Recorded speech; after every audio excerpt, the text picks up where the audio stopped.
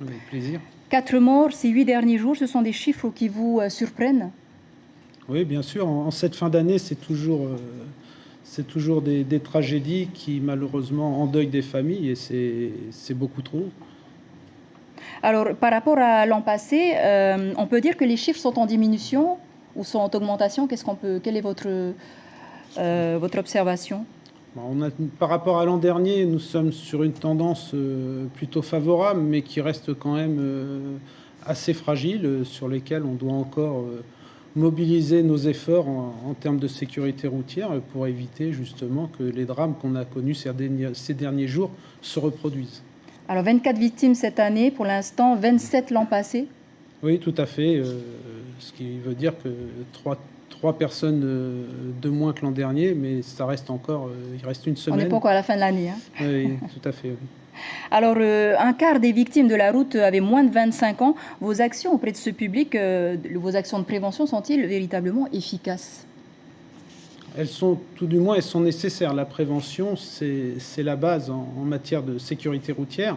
Et cette prévention, elle s'applique déjà auprès des jeunes, notamment auprès des établissements scolaires, puisqu'elle a été mise en place avec la DG2E, le continuum éducatif, qui permet de rappeler régulièrement les règles de circulation aux élèves, que ce soit au niveau du primaire, au niveau du collège. Et ensuite, il faut rappeler sans cesse ces règles de façon à ce qu'à un moment, les gens comprennent que la route, c'est pas une aire de jeu, il y a des règles à respecter. Et c'est ces règles qui, justement, permettent de circuler en sécurité, tant pour sa propre sécurité, mais aussi pour la sécurité des autres. Alors, il va falloir s'attendre à de la répression pour les jours à venir? La répression, pas forcément, mais tout du moins la mobilisation des forces de l'ordre ne doit pas faiblir ces derniers jours. Il y aura en effet de nombreux contrôles qui seront mis en place, notamment ça ciblera les zones les plus accidentogènes, mais aussi les endroits les plus festifs. Vous avez des exemples justement des endroits les plus accidentogènes en Polynésie? Alors déjà, ce sera principalement sur la RT1 et la RT2 qui reste notre problématique en matière d'accidents de circulation routière. Est-ce que c'est par justement un manque de présence également de votre part?